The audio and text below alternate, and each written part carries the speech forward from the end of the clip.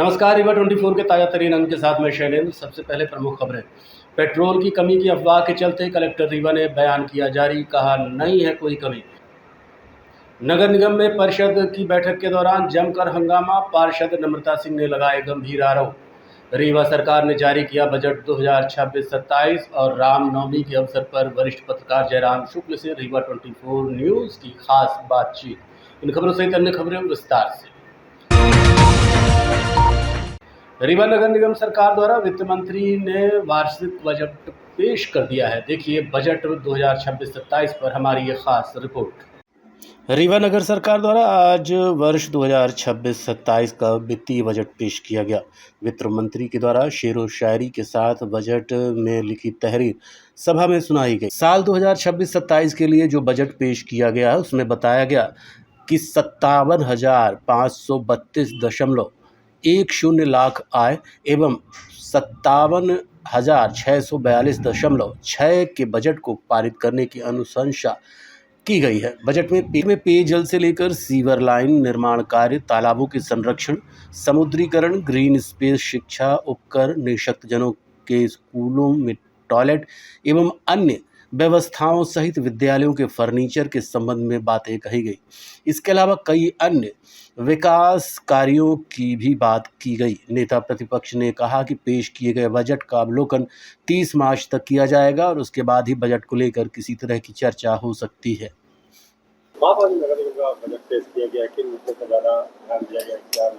देखिए, ये इस बार का जो बजट हमारा प्रस्तुत हुआ वो 57,532.10 लाख आय और 57,642.06 लाख व्यय के बजट का प्रस्तुत किया गया। हमारे वित्त के प्रभारी सदस्य MIC मेंबर रवि तिवारी जी द्वारा जो आज बजट प्रस्तुत किया गया वो जनहित को देखते हुए, जनता की मूलभूत सुविधाओं को ध्यान में रखते हुए बजट प्रस्तुत किया गया। जो समस्याएं हमारे यहाँ लगातार बढ़ रही थी कि जैसे हमारे यहाँ अवैध जानवरों की समस्याएं बढ़ रही थी, उसको भी इस बजट में हम लोगों ने समायोजित किया है कि एक अपनी नगर निगम में 500 गायों की एक गौशाला बनाई जाए। जो हमारे पास जगह पड़ी हुई है कोष्टा में, हमारे यहाँ विद्युत का व्यय बहुत हो रहा था। अभी जब फिल्टर प्लांट लग जाएंगे, सीवरेज का चालू हो जाएगा, बान नए मेडी का नया फिल्टर प्लांट चालू हो जाएगा तो HP लाइन पे बड़ा लोड होगा, हैवी लाइन पे। तो उसके लिए 3.5 मेगावाट का हम सोलर प्लांट लगाना चाह रहे हैं। हमने अपने नगर निगम के विद्युत व्यय को कम करने के लिए इसके रूप में भी हम सोलर प्लांट लगाने का प्रावधान रखे हुए हैं। जनता को साफ शुद्ध मीठा पानी जो हम लोग प्याऊ के माध्यम से मटके से देते थे, उसके लिए हम लोगों ने RO प्लांट लगाया 54 लाख रुपए का और 12 जगह से 10 से 12 जगह के बीच में हम वाटर ATM लगाएंगे और 5 जगह का हमारा ATM इंस्टॉल हो जाएगा। हमारी उम्मीद है कि 31 मार्च के अंदर अंदर इंस्टॉल हो जाएगा। और निर्माण कार्य को प्राथमिकता दी गई है। 45 वार्डों को इसमें समायोजित किया गया है। 45 वार्ड के जो पार्षद हैं उनसे सुझाव जो आते हैं उसके अनुसार निर्माण कार्य किया जा रहा है। शहर को सुंदर बनाने के लिए हम उन्हें घंटा घर का रिनोवेशन का भी प्रावधान रखा हुआ है। घंटा घर को 1.5 करोड़ रुपए में हम रिनोवेट करेंगे, उसमें घड़ी चलाएंगे और जो अपने सिविल लाइन का एरिया है उसमें नई लाइटें लगाने का प्रावधान रखा है। मतलब एक सुंदर सुव्यवस्थित शहर दिखे ऐसी व्यवस्था के साथ ये हमारा जो बजट है वो 57,642 करोड़ का 57,642 लाख का व्यय का जो बजट है उसको रखा गया है। एक योजना और है हमारी, जो कि एक आवासीय गर्ल्स विद्यालय बनाने का, ये बड़ी प्राथमिकता है। हमारी MIC के सम्मानित सारे सदस्य, हमारे कांग्रेस के सारे पार्षदों ने इसको कहा कि एक ऐसा आवासीय विद्यालय होना चाहिए जो आसपास की गांव की लड़कियां आती हैं और वो अच्छा पढ़ना चाहती, उनके यहाँ अच्छे विद्यालय नहीं है, तो हम एक अच्छा विद्यालय खोलने का भी प्रावधान रखें। देखिए क्या है, डाइंग कैडर में उसके पद सृजन खत्म हो चुके हैं। पहले क्या था, हर जगह नगर निगम विद्यालय और स्वास्थ्य विभाग भी चलाता था। अब ये स्कूल शिक्षा विभाग को चला गया। तो जो हमारे यहाँ मास्टर थे तो रिटायर होते गए, उनकी भर्ती करने का प्रावधान हमारे यहाँ नहीं है। अब हम उसको क्या कर रहे हैं कि एनजीओ के माध्यम से पहली से 5वीं तक LKG UKG।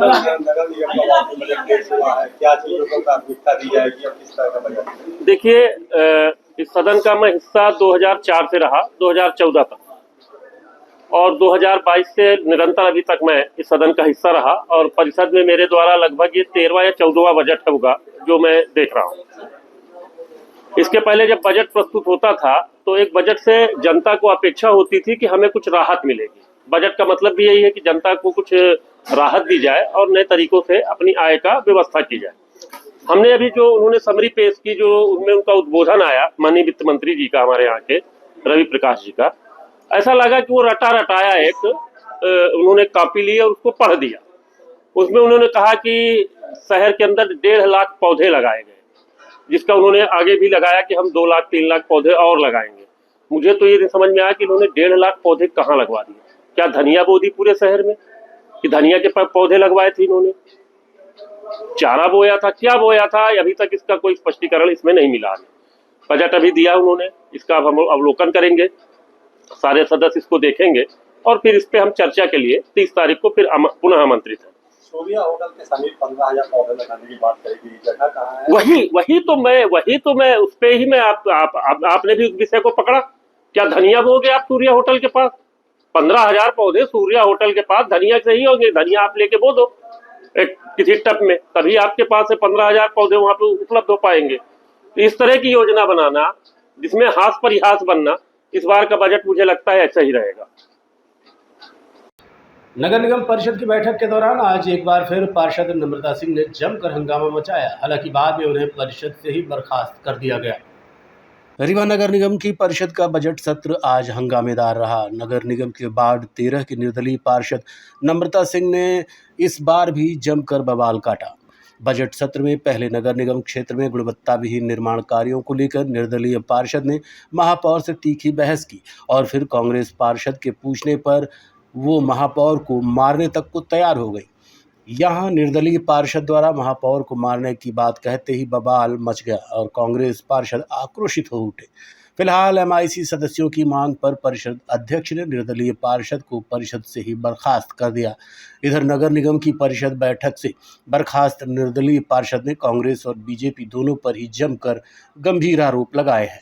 लोग स्वयं वहाँ उपस्थित थे, ऐसा कोई माहौल नहीं था कि थप्पड़ मारने की बात थी और कोई ऐसा मेरा इंटेंशन भी नहीं था कि मैं महापौर को अपमानित करूं।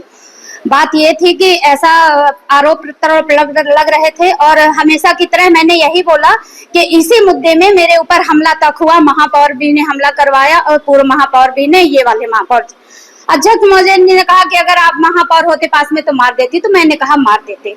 इसमें कोई ये बहुत बड़ी बात नहीं थी क्योंकि हमेशा यहाँ हाथ, डंडे, लाठी और कुर्सियां फेंकी जाती हैं और मारा जाता है। अभी पिछले के 2 सदन के पहले में आप लोगों ने देखा होगा कि एक दूसरे के ऊपर इतना मार के, इतना पीट के एक दूसरे के ऊपर हंगामा किए। वो वीडियो स्वयं आपके पास होगी और मेरे पास है, मैं दूंगी। लेकिन ऐसे कोई किसी के ऊपर कार्रवाई नहीं होती। मेरे बोलने से पहले महापौर जी के जो अध्यक्ष लोग हैं वो हमारे ऊपर चढ़ बैठते हैं और इधर के भी 1-2 लोग सपोर्ट कर दे। हालांकि हमारे BJP के भाई लोग तो सपोर्ट नहीं किए, पर अध्यक्ष जो कांग्रेस के सभाध्यक्ष थे उनने मेरे ऊपर जबरदस्ती का आरोप प्रत्यारोप लगाया कि भागिए, निकालिए इनको, सदन से बाहर करिए, बर्खास्त करिए। अरे आप बर्खास्त कर दीजिए ना, क्या दिक्कत है? हम जनता के चुने हुए हैं, आपके चुने हुए नहीं हैं और आपका अधिकार भी नहीं है कि मुझे बर्खास्त करके और मुझे सदन से बहिष्कार कर देंगे। ये तो जनता मुझे अगर चाहेगी तो पुनः चुन लेगी। मैं तो जनता के चुने हुए, तब आप कितनी बार बर्खास्त करोगे? करके आप देख भी सकते हो कि कर दो आप। और मैं जो भी मुद्दा करती हूँ तो जनता के लिए करती हूँ, अपने लिए स्वयं मैं नहीं कर रही हूँ कि मेरा मुद्दा स्वयं का है और मैं अपने लिए लड़ रही हूँ। बस स्थिति कुछ भी नहीं निर्मित हुई। साधारण हमारे कौन से वार्ड के पार्षद हैं, उनने लगा रहे थे कि नाली निर्माण में गुणवत्ता विहीन रहती है तो कोई नगर निगम के कमिश्नर, इंजीनियर और कोई महापौर नहीं जाता है देखने, ना उसमें कार्रवाई होती है। इसमें कार्रवाई होनी चाहिए। तो मैंने यही कहा कि अध्यक्ष महोदय जी, हर बार ये मुद्दा मैं लाती हूँ कि वास्तव में जब पार्षद लोग लेटर पैड में बना के दे देते हैं कि यहाँ से यहाँ नाली निर्माण का कार्य होना चाहिए, कार्य हो जाता है। पार्षद के लेटर गया कि पार्षद की वैल्यू खत्म, वहां से ठेकेदार लिया और वहां इंजीनियर मालिक हो जाते हैं, नगर निगम के कमिश्नर मालिक हो जाते हैं। और जब कार्य गुणवत्ता विहीन होता है तो उसमें कार्रवाई, शिकायत करने पर भी कार्रवाई नहीं होती है। 100 में 1 कार्रवाई होती है तो यहाँ गुण गाया जाता है कि मैंने उस ठेकेदार के ऊपर कार्रवाई कर दी। बस इसी को लेके मैंने बोला कि अध्यक्ष जी, यही मुद्दे को मैं हमेशा बार बार कहती हूँ और ये आज सदन में आप बोल रहे हैं और हमेशा ये लोग इतने में अध्यक्ष जी बोलते हैं कि हम क्या, उस बार भी मेरे पास हमरा हुआ था पूर्व महापौर के उसमें, यही सदन में मैंने यही बोला था, यही बाढ़ के विकास और नाली निर्माण के मुद्दे को गुणवत्ता विहीन के शब्दों को लेके बोला था। और इस बार भी महापौर जी ने मेरे ऊपर हमला करा, तो बोले कि आप महापौर अगर होते तो मार देती। तो मैंने कहा हाँ मार देते, ये कोई इंटेंशन तो नहीं था कि मैं उनका अपमान करी और मार देती। अभी परिषद के बैठक में जमकर हंगामा हुआ है कि निर्दलीय पार्षद ने आपको थप्पड़ मारने की बात कही, क्या मामला क्या था? देखिए क्या है कि निर्दलीय पार्षद जो हैं उनकी बदतमीजी करने की आदत हो चुकी है और मीडिया में हाईलाइट होने के लिए वो बदतमीजी करने की पे उतारू है। पिछली परिषद में जो पिछली परिषद थी, जब सिरमौर चहल रखती थी, उनकी इसी हरकतों में जो MIC की और भाजपा की महिलाओं ने इनको मारा था और मारा, अगर मैं ना गया होता तो इनका सर भी फूट जाता। पर इनकी बदतमीजी चरम सीमा पे हो गई है। आज अध्यक्ष ने उसमें कार्रवाई किया है, उनको आज के उससे निकाल दिया गया है और शासन को भी भेजा जाएगा, उनके खिलाफ कार्रवाई की जाए। किसी भी महिला है, महिला का सम्मान होता है। जब कोई एजेंडे पे विषय चल रहा है, आपसे संबंधित एजेंडा नहीं है, तो आपको बीच में बोलने की आवश्यकता नहीं। अगर आपने हमारे साथ बदतमीजी किया है तो लोग भी बदतमीजी करने पे उतारू हो सकते हैं। हमने अपने जो हमारी पार्षद थे उनको मैंने रोका भी और सारी महिलाएं पार्षद आ गई, वो इनके साथ बदतमीजी भी कर सकती थी, पर आज उनका दिन अच्छा था, वो बदतमीजी नहीं हुई, मैंने रोका, उनको बच गई। पर उनको एक हिदायत है आपके माध्यम से कि कभी भी किसी के साथ बदतमीजी न करे, नहीं तो कभी भी कोई अप्रिय घटना घट सकती है। अगर पैसा को सुचारू रूप से नहीं चल रहे देखिए जहाँ से परिषद का गठन हुआ है, आप अपने मन से कर रही हैं, आप अपने स्थान में नहीं बैठती हैं, तभी ये सदन आपको सह रहा है।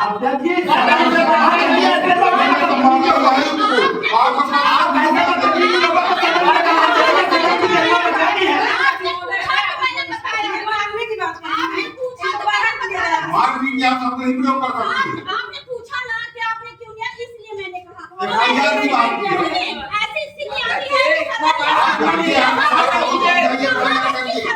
आप जाइए FIR करिए और यहाँ के कैमरा आप लोग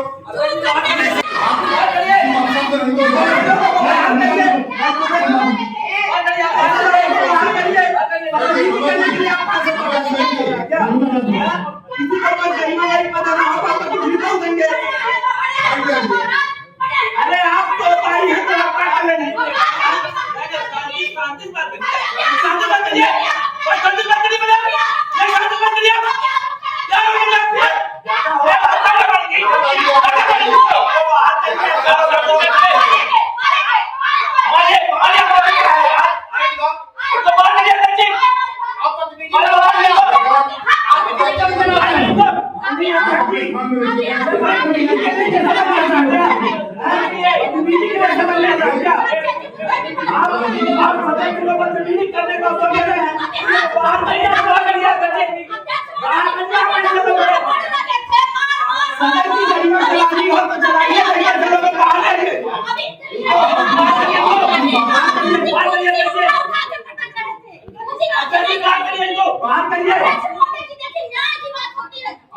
पेट्रोल की कमी की अफवाह के चलते पेट्रोल पंपों में भारी भीड़ उमड़ पड़ी। इसके बाद कलेक्टर प्रतिभा पाल ने बयान जारी कर बताया कि पेट्रोल की कोई कमी नहीं है, किसी भी तरह की अफवाह में न आए।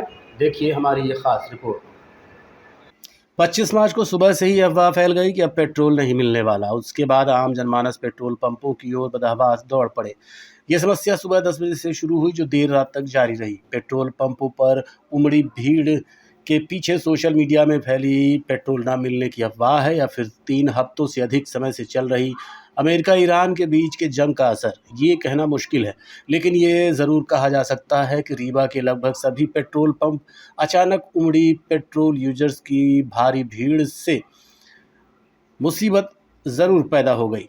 आपको ये भी बता दें कि रीवा में पेट्रोल की अचानक डिमांड बढ़ने व पेट्रोल पंप पर भारी भीड़ एकत्रित होने के बाद रीवा के कुछ पेट्रोल पंप संचालकों का अचानक पेट्रोल का वितरण बंद करना भी सवालों के घेरे में रहा है, जिसके द्वारा जनता को पेट्रोल देने की जगह पेट्रोल पंप बंद करके अपना पल्ला झाड़ लिया गया। बल्कि इन पेट्रोल पंप संचालकों की मनमानी के चलते अन्य पेट्रोल पंपों पर भी भीड़ का दबाव बढ़ने लगा। शहर के कई ऐसे पेट्रोल पंप जिनके द्वारा पेट्रोल वितरण बंद कर दिया, उनमें गुप्ता पेट्रोल पंप, कॉलेज चौराहा रीवा, स्नेह पेट्रोल पंप व पंचवटी पेट्रोल पंप, विश्वविद्यालय रोड का नाम शामिल है। वहीं दूसरी ओर पेट्रोल पंपों पर बढ़ती भीड़ के बावजूद जिन पेट्रोल पंप संचालकों द्वारा लगातार पेट्रोल वितरण किया गया, उनमें Kanodia petrol pump, Satnam, Mishra, Reliance, Jio, Samdiya, police welfare petrol pump, civil line petrol pump, railway station एवं police welfare petrol pump Rewa शामिल रहे। इनके द्वारा न सिर्फ पेट्रोल का वितरण लगातार जारी रखा गया, बल्कि ग्राहकों को उनकी डिमांड के अनुसार पेट्रोल भी उपलब्ध कराया गया। आपको ये भी बताते चले कि रीवा शहर में पेट्रोल की अचानक डिमांड बढ़ने व पेट्रोल पंपों पर बढ़ती भीड़ को संज्ञान में लेते हुए कलेक्टर रीवा श्रीमती प्रतिभा पाल द्वारा जनहित में एक वीडियो जारी किया गया और अपील की गई है कि जिले में पेट्रोल व डीजल की कोई कमी नहीं है, लोग अफवाहों पर ध्यान न दें। रीवा जिले में जो अभी पेट्रोल और डीजल को लेकर के हम लोगों ने कल से देखा है कि पैनिक बाइंग की जो स्थिति है वो बढ़ी है, और हालांकि लगातार समझाइश के बाद में पेट्रोल पंप और जो डीजल के लिए लाइनें हैं, कतारें हैं, वो थोड़ी कम हुई हैं। आप सभी को मैं ये जरूर आश्वस्त करना चाहूंगी कि जिले में कहीं भी डीजल और पेट्रोल को लेकर के कोई ऐसी स्थिति नहीं है कि फ्यूल खत्म हो रहा है, हम स्टॉक कर लें। अभी वर्तमान की यदि हम स्थिति देखें तो सामान्य परिस्थितियों में जो जिले की खपत रहती है वो लगभग 90,000 लीटर डीजल की रहती है और 50,000 लीटर पेट्रोल की रहती है। जो ये पैनिक बाइंग की वजह से, जिसमें लोगों को ऐसा लग रहा है कि पेट्रोल डीजल खत्म हो जाएगा, वो 3 गुना बढ़ गई है। तो इस वजह से न सिर्फ अव्यवस्था हो रही है, बल्कि जो ग्राहक हैं उनको भी असुविधा का सामना करना पड़ रहा है। मैं आप सभी लोगों से ये अपील करूंगी कि जिले में जो हमारे पास लगभग 5 लाख लीटर पेट्रोल अभी भी है, स्टॉक है, ट्रांजिट में भी है लोड्स, इसके अलावा 6.5 लाख लीटर डीजल भी उपलब्ध है। तो कहीं भी इस प्रकार की स्थिति नहीं है कि कोई डीजल या पेट्रोल की कमी हो रही है, अगर हम अभी नहीं लेंगे तो खत्म हो जाएगा, ऐसी कहीं स्थिति नहीं है। तो आप सभी लोग धैर्य बनाए रखें, अपने घरों में आराम से रहें और जिस तरीके से पहले जरूरत पड़ने पर हम डीजल या पेट्रोल खरीदते थे उसी प्रकार से व्यवहार करें। इसमें ना सिर्फ पेट्रोल पंप की व्यवस्थाएं, जो इधर उधर अफरा तफरी का माहौल है वो भी व्यवस्थित होगा, और जो असुविधा ग्राहकों को हो रही है लंबे समय तक खड़ा रहने में, वो भी नहीं होगी। आप किसी भी पेट्रोल पंप डीजल लेने या पेट्रोल लेने जाएंगे, आपको आसानी से डीजल और पेट्रोल उपलब्ध होगा। एनडीपीएस मामले में पुलिस की बड़ी चूक सामने आई है। साक्ष्यों के अभाव के चलते आरोपी कोर्ट से दोष मुक्त हो गया।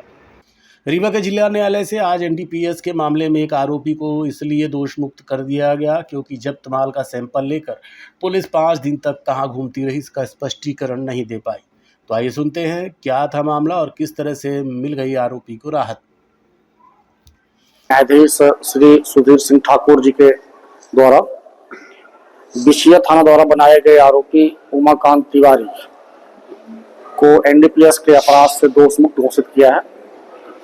और जो बिशिया थाना द्वारा मामला दर्ज किया गया था वो कहानी ये बताई गई थी कि 16/11/2022 को दोपहर में बीएल वर्मा, जो कि वहाँ के एसआई के रैंक में पदस्थ थे, उनको एक सूचना मिलती है कि सिलपरा के पास उमाकांत तिवारी कमर्शियल क्वांटिटी में नारकोटिक्स ड्रग्स के अंतर्गत आने वाले कोडीन, जो कि सिरप के रूप में था, फोरेक्स, उसको अपने कब्जे में रखकर विक्रय की फिराक में है।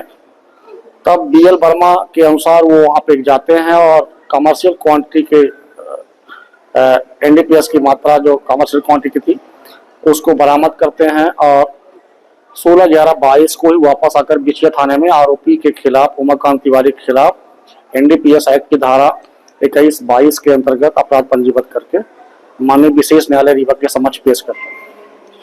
अभियोजन द्वारा इस मामले को साबित करने के लिए 11 गवाहों को पेश किया गया और इस केस की सबसे महत्वपूर्ण बात यह है कि इस केस में फैसले के दिन, जिस दिन फैसला होना था, उस दिन रिकॉल का एप्लीकेशन गवाह को बुलाने के लिए लगाया गया था मेरे द्वारा, और उस आवेदन की वजह से फैसला पिछली बार टल गया था और 2 गवाहों को पुनः बुलाया गया था। वो गवाह थे आपके दिलीप बरैया जी, जो कि वहाँ के आरक्षक बताए गए थे बिछिया थाने के, और कुशल दत्त तिवारी जो मालखाना मुंशी बताए गए थे। वो महत्वपूर्ण इसलिए था कि इस मामले में सबसे जो महत्वपूर्ण है कि यहाँ पर पुलिस जो है किसी व्यक्ति को वाकई इन्वॉल्व करती है, कैसे एविडेंस क्रिएट करके।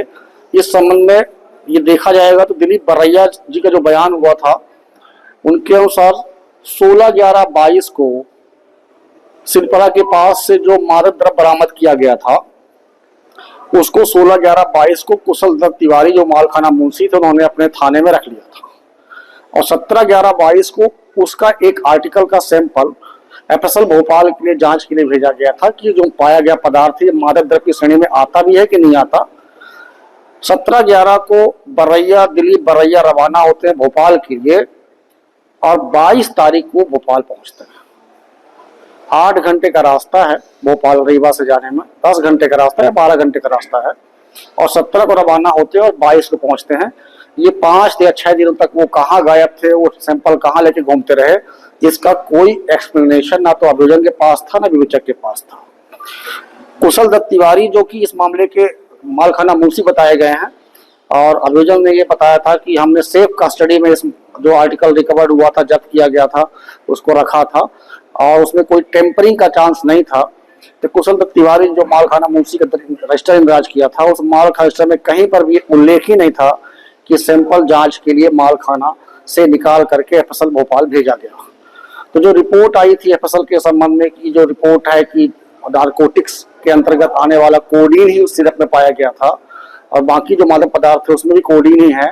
तो एफएसएल की रिपोर्ट और रिकवरी इसके बीच नगर निगम द्वारा कोर्ट परिसर सहित अन्य जगहों में वाटर एटीएम लगाए जाएंगे, जिसकी जानकारी आज महापौर द्वारा दी गई। रीवा के नवीन कोर्ट परिसर में वकीलों के लिए मूलभूत सुविधाओं का अभाव है। कोर्ट में चेंबर को लेकर पहले ही तनातनी चल रही थी कि आज वकीलों का एक दल नगर निगम कार्यालय पहुंचा और पानी की समस्या को लेकर महापौर अजय मिश्रा बाबा से बात की, जिसके बाद महापौर ने बताया कि कोर्ट परिसर में वाटर एटीएम की व्यवस्था की जाएगी, जिससे वकीलों को पानी की सुविधा लगातार 24 घंटे उपलब्ध हो। वहाँ पर अधिवक्ताओं का बड़ा मतलब अपन को अपनी देसी भाषा में पतन बोलना चाहिए, बड़ा पतन है इन लोगों का। एक तो चेंबर अलॉटमेंट में लफड़ा रहा, ये तो इनका अपना मामला है। पीने का पानी नहीं है, कोर्ट के पास स्वयं के अपनी अर्निंग होती है, एक भी वाटर कूलर वहाँ नहीं लगाया कि साफ मीठा पानी मिल सके इनको वहाँ नगर निगम द्वारा जो टैंकर जाता है उसका पानी पीना पड़ता है। इसलिए ये हमारे पास आ जाए तो हमने इनको बोला है कि जब हमारा नया प्लांट चालू होगा तब तो हम पीने का पाइपलाइन डलवा देंगे। अभी चूंकि हमने एक नई प्रथा चालू की है, हमारे यहाँ अभी कुछ दिन में इसी महीने हम पानी का वाटर एटीएम लगा रहे हैं और वो निःशुल्क रहता है। मतलब पहली बार ये मध्य प्रदेश में पहली नगर निगम रीवा होगी जो लोगों को आरओ का पानी शुद्ध, साफ और ठंडा निःशुल्क देगा और 24 घंटे उपलब्ध रहेगा। उसमें मोबाइल नंबर भी लिखा रहेगा। मान लीजिए जैसे आप बुद्धिजीवी लोग हैं कि कोई निकला वहाँ से देखा पानी नहीं है तो उस मोबाइल नंबर में नंबर डायल कर देगा कि भाई इस जगह का पानी ख़त्म हो गया है और इसको भर दो। तो ऐसा 15 दिन के अंदर इनके यहाँ 15 से 20 दिन के अंदर, क्योंकि उसको बढ़ाने में समय लगेगा, 5 अभी हमारे चालू हो रहे हैं, तो एक वाटर एटीएम इनके यहाँ लगा देंगे। अभी मटके उटके भिजवा दिए गए हैं तो इनके यहाँ पानी की भी थोड़ा दिक्कत कम हुई है। और रहिए Rewa 24 news city cable network. मिलते हैं छोटे से ब्रेक के बाद। शर्मा की दुल्हन जब ब्याह के आई, संगरीवा ज्वेलर्स का हार ले आई। छा गया नाम शर्माइन का गहना, हाय रे शर्माइन का गहना, हाय रे शर्माइन का गहना। शर्मा ने बहन का ब्याह रचाया, रीवा ज्वेलर्स का सेट फिर से ले आया। बन गया वो मिसराइन का गहना, हाय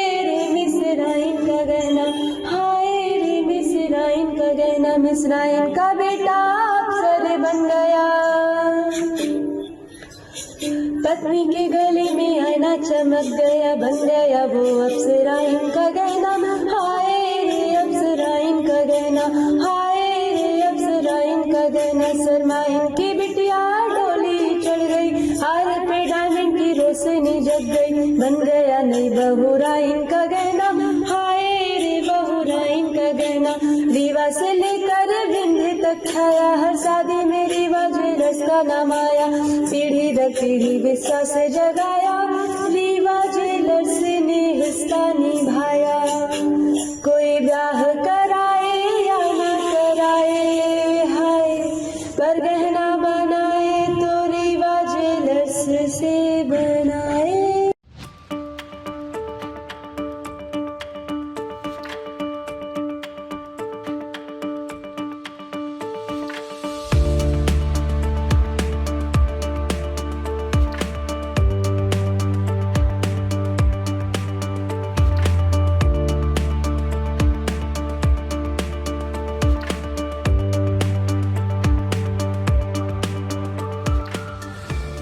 विश्व मांगल्य महाकौशल प्रांत द्वारा भव्य अधिवेशन मातृ संस्कार समागम का आयोजन 29 मार्च को किया जाएगा। विश्व मांगल्य सभा द्वारा आज होटल महाराजा में प्रेस वार्ता के माध्यम से महिला क्षेत्रीय संगठन मंत्री मध्य प्रदेश एवं छत्तीसगढ़ की पूजा पाठक ने बताया कि 29 मार्च को एक दिवसीय आयोजन माखनलाल चतुर्वेदी पत्रकारिता सभागार में होगा। प्रमुख वक्ता के रूप में रीति पाठक विधायक सीधी मौजूद रहेंगी। तो आइए आपको लिए चलते हैं पत्रकार वार्ता में। 3 मंचन किए थे महाकौशल प्रांत पे, एक हमारा सीधी में था, एक शहडोल में था, एक जबलपुर में था। अहिल्या को हमने आदर्श के रूप में प्रस्तुत किया था कि एक आदर्श माँ कैसी होनी चाहिए। आदर्श माँ समाज को दिशा देती है, वो सिर्फ अपनी संतान के बारे में नहीं सोचती, माँ वो होती है जो पूरे समाज के बारे में सोचती है। तो अहिल्या ने जब उनका पुत्र गलत था तो उसको भी सजा दी, मृत्यु दंड की सजा दी। ऐसी ही माँ का हमें निर्माण करना है। जैसे जीजाबाई माँ थी, उनको आदर्श के रूप में, ये जितने समाज की आदर्श माँ हैं इनको हम प्रेजेंट करेंगे। और इसके लिए हम लोग हर माह सदाचार सभा के रूप में, अभी जैसे हमारा अधिवेशन है, हर साल का हमारा एक प्लान तय होता है कि इस साल हम क्या करेंगे। इस साल हम अधिवेशन पूरे प्रांतों में कर रहे हैं। उसके बाद हम लोग की हर महीने की सदाचार सभाएँ होती हैं। सदाचार सभाओं में जैसे मंत्रोच्चारण करना हर स्त्री को सिखाया जाता है।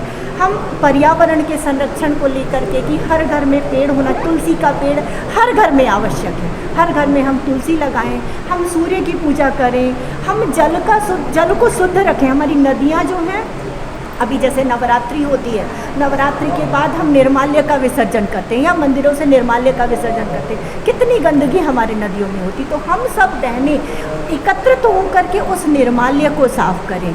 या जहाँ कहीं पर भी आपको पर्यावरण से लेकर के जो भी आपको इश्यूज़ लग रहे हैं, प्लांटेशन को लेकर के हम ड्राइव चलाएं कि अलग, मतलब जैसे आम का पेड़ होता है, आम के पेड़ की पवित्रता हमारे पुराने उसमें ग्रंथों में लिखी हुई कि आम के पेड़ को नहीं काटना चाहिए या पीपल के पेड़ को नहीं काटना चाहिए। ये सारी जागरूकता हमें हर घर तक पहुंचाना है, क्योंकि जब हर घर की माँ जागरूक होगी तभी वो संस्कारवान बच्चों को आगे बढ़ा पाएगी, तभी हमारा समाज अच्छा बनेगा। और किसी न किसी को शुरुआत करनी है। तो ये जो हमारा अधिवेशन है, एक तरीके से टीम बिल्डिंग के लिए हम लोग काम कर रहे हैं। इसमें आम जनता ना हो करके एक ऐसी समाज की जागरूक, हर गांव की, हर मोहल्ले की, हर टोले की जागरूक महिलाएं रहती हैं। हमारे जैसे विश्व मांगल्य सभा में जो प्रमुख विभाग हैं, एक तो हम लोग जनप्रतिनिधि परिवारों की महिलाओं को लेते हैं कि पार्षद से लेकर के सांसद तक के घरों की महिलाएं। रामनवमी उत्सव समिति द्वारा रामनवमी के पावन पर्व पर विशेष शोभा यात्रा का आयोजन किया जाएगा। साथ ही कई अन्य कार्यक्रम भी आयोजित किए जाएंगे, जिसकी जानकारी पत्रकार वार्ता के माध्यम से साझा की गई। भगवान श्री राम जी की शोभा यात्रा निकाली जाती है, पर इस बार अध्यक्षता मेरे को मिली और सुनील भाई साहब संरक्षक हैं मेरे, और अशोक भाई साहब मेरे कोषाध्यक्ष हैं। इनकी प्रेरणा, इनका बढ़ावा, इस सब विषय में आज लगता है कि हम लोग इस बार भव्यता से शोभा यात्रा निकालेंगे। और शहरवासियों का भी काफ़ी सहयोग मिला। कुछ तैयारियां जैसे चल रही थी वो लगभग पूरी हो चुकी हैं। अपने शहर से जैसे किले से ये यात्रा निकलती है, फोर्ट रोड होके अस्पताल चौराहा जाएगी, अस्पताल चौराहा से आपके सिरमौर चौराहे से एपीएस कॉलेज के रोड होके शिल्पी प्लाजा साईं रोड होके मनकेश्वर मंदिर में ख़त्म होगी। इसी बीच 10-15 से जगह पे स्वागत होगा। कई व्यापारियों ने स्वागत के लिए जगह जगह पंडाल आरतियों का इंतजाम किया हुआ है और एक विशेष पूजा महाआरती वो जो कि स्टैचू चौक पे होगी 7 बजे, वो भी एक देखने वाला कार्यक्रम होगा। आप सभी शहरवासियों से निवेदन है, इस शोभा यात्रा में भगवान श्री राम जी की दर्शन लाभ लें और पुण्य कमाएं। रामनवमी का त्यौहार न सिर्फ आस्था और विश्वास का प्रतीक है बल्कि वैज्ञानिक दृष्टिकोण से भी बहुत महत्वपूर्ण है। देखिए रामनवमी पर रीवा 24 न्यूज़ की यह खास रिपोर्ट। तो रामनवमी का जो पर्व है और इतना पावन अवसर है, इसको प्रकृति के साथ, खेती के साथ और जो वातावरण है उसके साथ आप कैसे देखते हैं? देखिए, हमारे देश के जितने भी पर्व हैं सब कृषि से जुड़े हुए हैं।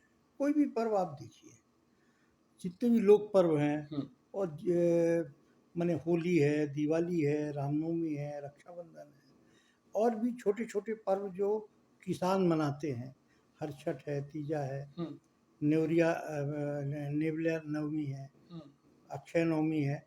तो हमारे यहाँ की सबसे बड़ी विशेषता यही है कि हम प्रकृति पूजक रहे हैं। हमारी जो आर्यन संस्कृति रही है वो प्रकृति की पूजा से जुड़ी रही है। तो हर पर्व को प्रकृति के साथ निश्चित तौर पे आप मान के चलते हो कि उसका एक सामंजस्य रहता है।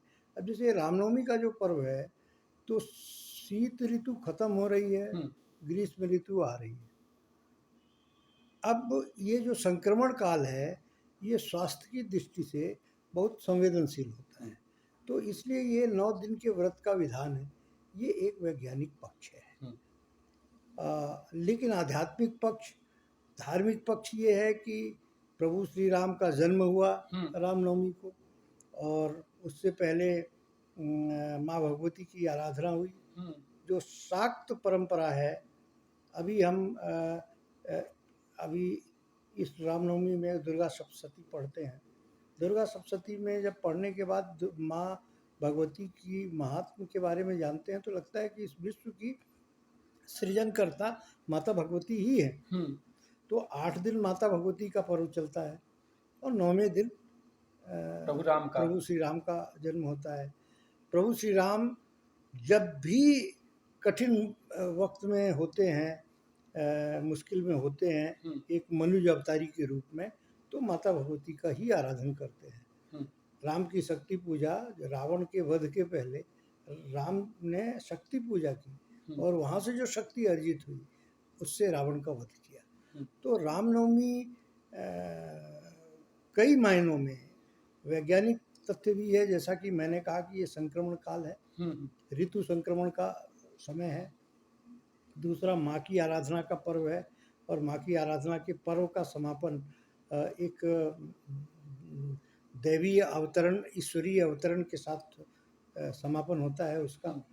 और वैसे ही हम शरद में देखते हैं दशहरा है तो उस दिन रावण का वध होता है। जैसे मैंने कहा कि राम ने माता भगवती की आराधना करने के बाद रावण का वध किया और राम का जन्म माता भगवती के आराधन के बाद हुआ। तो ये 2 चीज़ें, इन दोनों सूत्रों को समझने की जरूरत है। और प्रभु श्री राम 12 वर्ष तो हमारी इस धरती में रहे, यहाँ के रोम रोम में बसे हुए हैं। हमारे जितने भी पर्व, हमारे जितने भी संस्कार हैं, जन्म से लेके राम नाम सत्य तक, सब में राम है। सोहर से लेके और दुख में राम है, सुख में राम है। राम माने हर मर्ज की दवा राम है हमारे इस विंध्य क्षेत्र में। किसी को कांटा लग गया, एक बात चलती है राम बाण इलाज, तो मतलब उस तरह से किसी को कांटा लग गया तो भी राम है। और किसी को लड्डू मिल गया तो भी राम है। किसी को नौकरी मिल गई तो भी राम है और किसी को नौकरी से निकाल दिया गया तो वो भी राम की शरण में जाता है। तो राम हमारे रोम रोम में बसे हैं। हम विंध्य के लोग इतने सौभाग्यशाली हैं कि प्रभु श्री राम 12.5 वर्ष यहाँ रहे और यहाँ के जनमानस के बीच में रहे। और मैं तो कहता हूँ कि अयोध्या से एक युवराज को निर्वासित किया गया था, हमारे विंध्य ने उस युवराज को ईश्वर प्रभु श्री राम बना दिया। तो हम लोग के लिए, विंध्यवाली वासियों के लिए तो प्रभु श्री राम अभीष्ट हैं, कुल देवता हैं, ईश्वर हैं, मतलब सब कुछ है, रोम रोम में है और सांस सांस में है, हर चीज़ में है। तो ये जो अवसर है इसमें विंध्य से आपने जोड़ के बताया है कि विंध्य में वो 12.5 वर्ष रहे और जो भी बातें हैं, और एक जो आपने महत्वपूर्ण पहलू बताया है स्वास्थ्य से जुड़ा हुआ, वो नवरात्रि के दोनों जो पर्व आते हैं, दोनों अवसर आते हैं, एक में ग्रीष्म ऋतु शीत में प्रवेश करती है। जो शारदीय नवरात्रि है उसमें ग्रीष्म ऋतु का समापन होता है और शरद ऋतु का आरंभ होता है, शारदीय नवरात्रि है। और इसमें ठंड का समापन होता है, शीत ऋतु का समापन होता है और ग्रीष्म ऋतु की शुरुआत होती है। तो ये दोनों पर्व संक्रमण काल के पर्व हैं। शरीर को संतुलन की जरूरत होती है, इसीलिए निराहार रहने का, व्रत रहने का, उपवास रहने का विधान है। ऊर्जा और शक्ति को संचित करके जब हम काम करते हैं तो हमें सफलता मिलती है। और इस तरफ अगर खेती के दृष्टि से भी देखें तो हमारी फसल आ रही होती है, फसल के निकलने का अवसर है, तो ये खुशी का क्षण है। और किसी भी तरह का परिवार हो, वो गरीब तबके से हो या जितनी भी संपन्नता हो, सबके घर में कुछ अच्छा बनता है। बिल्कुल। तो इस हिसाब से भी एक बड़े उत्साह और का ये अवसर दोनों ईश्वर जो हमारे जीवन में रचे बसे हैं, प्रभु श्री कृष्ण और प्रभु श्री राम, ये तो बिल्कुल प्रकृति के साथ इनका कैसा सामंजस्य है। कृषि का जो शब्द है, कृष्ण शब्द कहाँ से आया? कृषि से आया, या कृषि शब्द कृष्ण से आया। किसान शब्द कहाँ से आया? किशन से आया, किशन से किसान, है ना।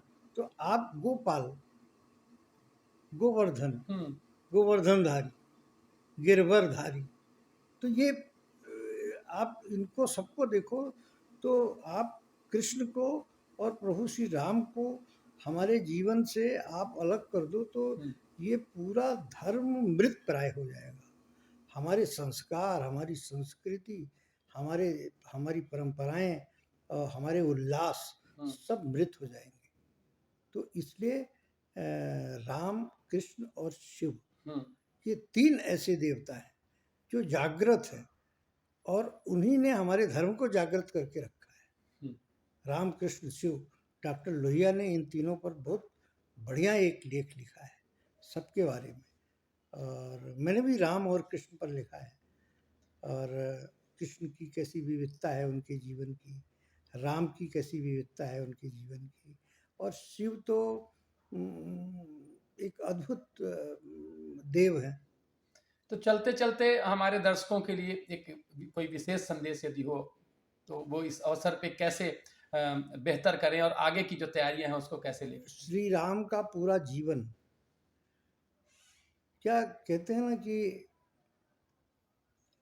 राम तुम्हारा चरित्र स्वयं ही काव्य है, कोई कवि बन जाए सहज संभाव्य है।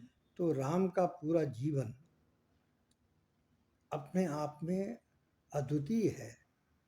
राम कथा पढ़ के आदमी को धर्म, अध्यात्म, दर्शन, राजनीति, रिश्ते, सभी जितने भी लौकिक जीवन में जिनसे हमारा वास्ता पड़ता है वो राम कथा में है, राम के चरित्र में है। एक पिता, एक भाई, एक राजा, एक नेता, एक नेतृत्वकर्ता, एक रणनीतिकार, सभी रूप में आप राम को देख सकते हो। तो राम का चरित्र ही इतना अद्भुत है, इतना विशाल है कि पूरी दुनिया में उनकी संस्कृति की छाप है।